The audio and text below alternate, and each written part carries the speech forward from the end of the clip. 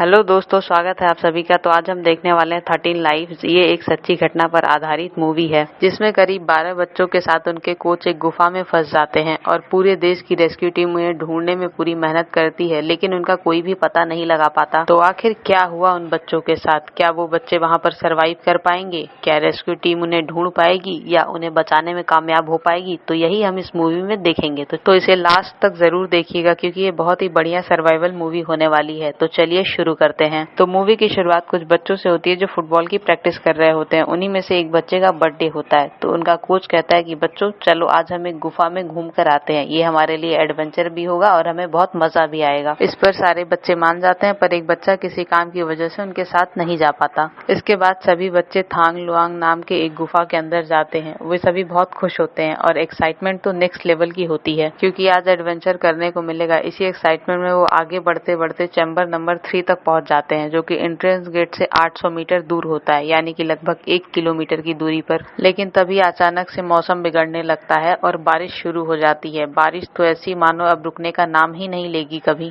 दूसरी तरफ सभी बच्चों के माता पिता उसके बर्थडे की तैयारी कर रहे होते हैं, लेकिन अभी तक कोई भी बच्चा वापस नहीं आया था। तभी ये बच्चा जो गुफा में नहीं गया था वो सभी के माता पिता को बता देता है कि हमारा ग्रुप थांग लुआंग गुफा में गया है। और ये सुनकर सभी लोग परेशान हो जाते हैं क्योंकि मौसम विभाग वालों ने पहले ही चेतावनी दे दी थी कि बारिश बहुत तेज और बहुत ज्यादा होने वाली है और ये कब रुकेगी इसका कोई अनुमान नहीं है। साथ ही बच्चों को गायब हुए 8 घंटे हो चुके थे, इसलिए माता पिता इमरजेंसी सर्विस को फोन कर देते हैं। इमरजेंसी सर्विस तुरंत वहाँ पर रेस्क्यू टीम भेजती है ताकि बच्चों को बाहर निकाला जा सके। अब रेस्क्यू टीम के डाइवर्स पूरी तैयारी के साथ आते हैं और गुफा में जाने के लिए रेडी होते हैं। पूरी गुफा में पानी भर चुका था। डाइवर्स जैसे तैसे करके चैम्बर नंबर 3 तक पहुँचते हैं।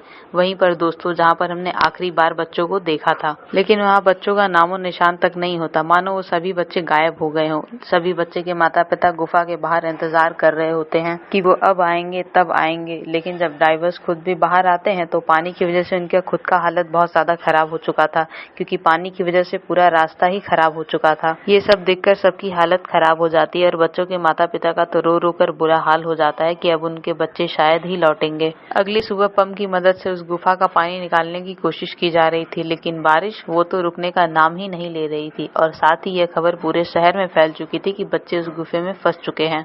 इसलिए काफी लोग उस गुफा के पास आ जाते हैं उनकी मदद करने के लिए, ताकि अगर उनसे कुछ हो सके तो वो कर सके। इस खबर को सुनकर दूसरे शहर से थैनेट नाम का एक आदमी जो कि गुफा का एक्सपर्ट होता है, वह बूढ़े इंसान से कहता है कि मुझे लगता है कि गुफा में पानी बाहर से नहीं बल्कि ऊपर से आ रहा है। इसका मतलब है कि उस गुफा के ऊपर सिंक होल बने हुए हैं जो पहाड़ से गिरते हुए पानी को गुफा के अंदर डालते जा रहे हैं।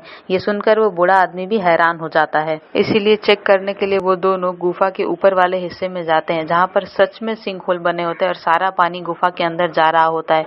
फिर वो दोनों उस सिंक होल को बंद करने में लग जाते हैं। देखते ही देखते 5 दिन गुजर चुके थे, लेकिन अभी तक कुछ भी पता नहीं लग पाया था, जिससे सभी ने उम्मीद खो दी थी कि अब शायद ही बच्चे मिलेंगे। अब कोई चारा न होने पर थाईलैंड की गवर्नमेंट इंग्लैंड की गवर्नमेंट से मदद मांगती है। तो इंग्लैंड की गवर्नमेंट अपने 2 महान डाइवर रिक और जॉन को ये काम सौंपती है ताकि वो दोनों गुफा के अंदर जाकर बच्चों का पता लगा पाएं। इसलिए वो तुरंत थाईलैंड आकर उस जगह का मुआयना करते हैं और अपना डाइविंग सूट पहनकर गुफा के अंदर उतर जाते हैं जहाँ पर चारों तरफ सिर्फ पानी ही पानी भरा था। वो दोनों गुफा की टी जंक्शन नाम की एक जगह तक आने में सफल तो हो जाते हैं जो कि गुफा के एंट्रेंस से 1600 मीटर दूर होता है, लेकिन वहाँ भी बच्चों का कोई नामो निशान नहीं था। तभी उन्हें वहाँ पर पंप लगाने वालों में से एक आदमी दिखाई देता है जो कि पानी के गहरा होने की वजह से वहाँ पर फंस गया था। फंसने की वजह से उसे बार बार पैनिक अटैक भी आ रहा होता है। तब जॉन अपना ऑक्सीजन मास्क उसे देकर रिक के साथ बाहर जाने को कह देता है और तब तक वो खुद यहाँ रिक के वापस आने का इंतजार करेगा। रिक उसे ले जाने की बहुत कोशिश करता है, लेकिन वो आदमी बार बार पैनिक हो रहा था, जिससे रिक को काफी परेशानी उठानी पड़ती है, लेकिन अंततः वह उसे बाहर ले जाने में सफल हो ही जाता है। फिर वो वापस जाकर जॉन को ऑक्सीजन मास्क देता है, जिससे वो दोनों ही गुफा के बाहर आने में कामयाब हो जाते हैं। वो गवर्नर को बताते हैं कि हमने टी जंक्शन तक बच्चों का कोई भी नामो निशान नहीं देखा, हो सकता है वो उससे भी अंदर चले गए हों या फिर कहीं डूबकर मर गए हों। दोस्तों देखते देखते 7 दिन बीत चुके थे, जिसमें सभी रेस्क्यू टीम का यही कहना था कि अब हमें टी जंक्शन से आगे जाकर देखना होगा, हम उम्मीद तो नहीं हार सकते। जिसमें ड्राइवर का कहना होता है कि हमें बारिश के रुकने का इंतजार तो करना ही पड़ेगा ताकि पानी कम हो जाए, क्योंकि हम इतने पानी में तो नहीं जा पाएंगे।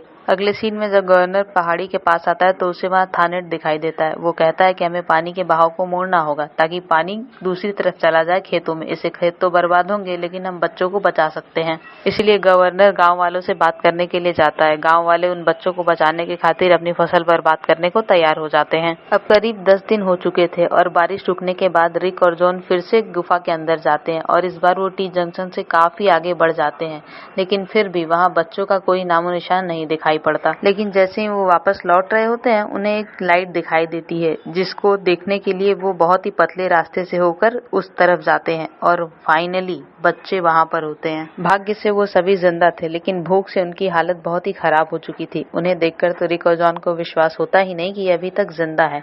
कोच उनसे कहता है कि सारी मेरी गलती थी कि मैं इन्हें गुफा के अंदर ले आया, लेकिन बच्चे कहते हैं कि अगर कोच हमारे साथ नहीं होते तो हम तो कब का मर चुके होते। उन्होंने ही हमें हिम्मत दी, हमें मेडिटेशन करवाया, जिससे हम अभी तक बचे हुए हैं। रिक और जॉन उनका वीडियो बनाने के बाद उनसे कहते हैं कि अभी तो हम दोनों ही आए थे, लेकिन जल्दी हमारी बाकी टीम भी आएगी ताकि तुम सभी को बाहर निकाला जा सके। जिसके बाद जॉन और रिक गुफा के बाहर आकर वो वीडियो दिखाते हैं। ये वीडियो देखकर सभी माता पिता बहुत खुश होते हैं और उन्हें यकीन नहीं होता कि उनके सारे बच्चे सुरक्षित हैं। अब सारे लोग तो बहुत खुश होते हैं, लेकिन रिक और जॉन काफी परेशान होते हैं। वो गवर्नर से कहते हैं कि बच्चे अभी तो वहाँ सुरक्षित हैं, लेकिन उन्हें बाहर लाने में काफी परेशानी होगी। पंप लगाने वाला आदमी सिर्फ 100 मीटर अंदर फंसा था, लेकिन उसे बाहर लाते वक्त वो इतना पैनिक कर गया कि उसकी जान भी जा सकती थी। और बच्चे तो 2.5 किलोमीटर अंदर तक फंसे हैं, उन्हें लाना लगभग नामुमकिन है।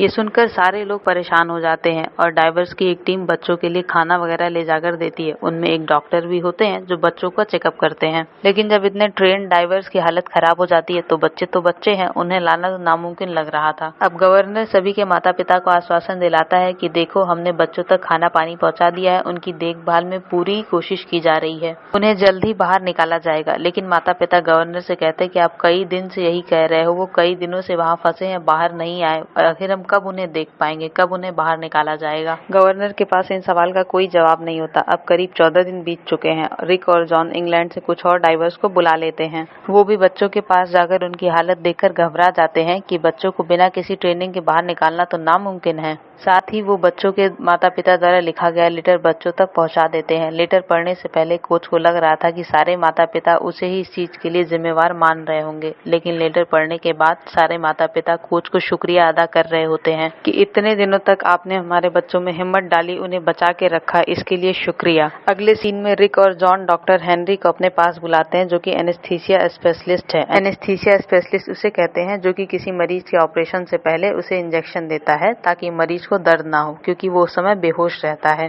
दरअसल रिक और जॉन का प्लान होता है कि वो बच्चों को बेहोश करके तब उन्हें गुफा से बाहर निकालेंगे, लेकिन हेनरी इसके लिए मना कर देता है। वो बोलता है कि ऐसा नामुमकिन है। अगर रास्ते में बच्चों को होश आ गया तो इससे वो और ज्यादा पैनिक हो सकते हैं और इससे उनकी जान को और ज्यादा खतरा हो सकता है। इधर कुछ डाइवर जब बच्चों के पास जा रहे होते हैं तभी एक डाइवर का पैर रस्सी में फंस जाता है, जिससे वह अपनी टीम से अलग होकर अकेला रह जाता है और अकेला होने की वजह से वह पैनिक कर जाता है। फिर अचानक से उसका ऑक्सीजन पाइप एक पत्थर में फंस जाता है, जिससे उसका ऑक्सीजन पाइप निकल जाता है और सारी ऑक्सीजन बाहर निकल जाती है। ऑक्सीजन ना होने की वजह से वह वहीं पर दम तोड़ देता है। ये देखकर सारी टीम उदास हो जाती है और तब उन्हें समझ में आता है कि रिक और जॉन का कहना सही था कि अच्छे भले डाइवर्स जब पैनिक कर जा रहे हैं तो वो तो बच्चे हैं। अब रिक और जॉन गवर्नर को एनेस्थीसिया वाला प्लान बताते हैं कि बच्चों को निकालने का बस यही एक रास्ता बचा है, इसके अलावा हमारे पास कोई और रास्ता नहीं है। लेकिन इस पर कोई गारंटी नहीं कि सभी बच्चे जिंदा लौटेंगे। गवर्नर ना चाहते हुए उन्हें इस काम के लिए परमिशन दे देता है। अब हेनरी अपने बाकी डाइवर्स के साथ जो सभी बच्चों को बचाने के लिए जाएंगे, उन सभी को इंजेक्शन किस तरह से लगाया जाएगा ये सिखा रहा होता है।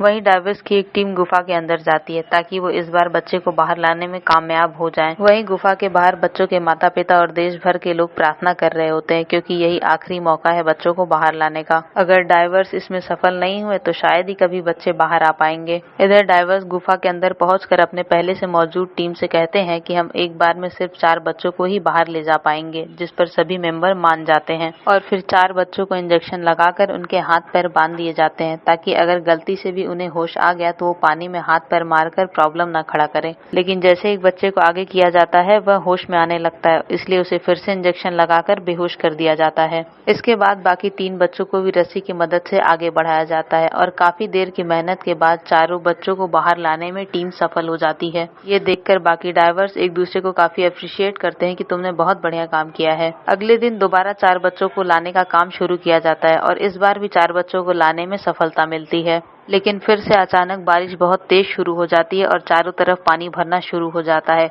पूरे गुफा और इलाके पानी से लबालब भरे जा चुके होते हैं। लेकिन अब डाइवर्स पानी की वजह से तो रुक नहीं सकते थे, क्योंकि वो जितना लेट करेंगे पानी उतना ऊपर बढ़ता रहेगा। इसलिए सभी डाइवर्स फिर से बच्चों के पास जाते हैं, क्योंकि अब सिर्फ 4 बच्चे बचे थे और उन्हें भी लाने का काम शुरू कर दिया गया था। लेकिन क्रिस नाम का डाइवर जब एक बच्चे को लेकर आ रहा होता है, तभी उसका हाथ रस्सी से छूट जाता है। वो जैसे तैसे करके एक केबल को पकड़कर खुद को संभाल तो लेता है, लेकिन वह एक जगह पर बच्चे के साथ फंस जाता है। इसलिए वो बाकियों के आने का इंतजार करता है। बाकी डाइवर्स को जिन बच्चों की जिम्मेदारी दी गई थी वे सभी बाहर आ चुके थे। तभी एक की नजर क्रिस पे पड़ती है। वो उसे कहता है कि तुम यहीं रुकना, मेरे पीछे हेनरी आ रहा है, वो तुम्हें निकाल लेगा, तुम बस अपना और बच्चे का ध्यान रखना। रिक के जाने के बाद वहाँ पर हेनरी आता है, जो उन दोनों को संभालते हुए क्रिस और बच्चों के साथ बाहर आने में सफल हो जाता है और अब आखिर में कोच को भी बाहर निकाल लिया जाता है। इस चीज से दोस्तों सभी लोग बहुत खुश हो जाते हैं कि आखिर में उन्होंने इतना मुश्किल काम सभी ने मिलकर पूरा कर दिया। इसी के साथ ये सर्वाइवल मूवी खत्म होती है। तो दोस्तों 2018 में थाईलैंड में 12 बच्चे अपने कोच के साथ गुफा में फंस गए थे, जिन्हें करीब 18 दिन के बाद निकाला गया था। उसी पर ये मूवी बनी है। तो दोस्तों आपको ये रियल स्टोरी कैसी लगी कमेंट बॉक्स में जरूर बताएं और ऐसी ही रियल स्टोरी देखने के लिए चैनल को सब्सक्राइब जरूर करें।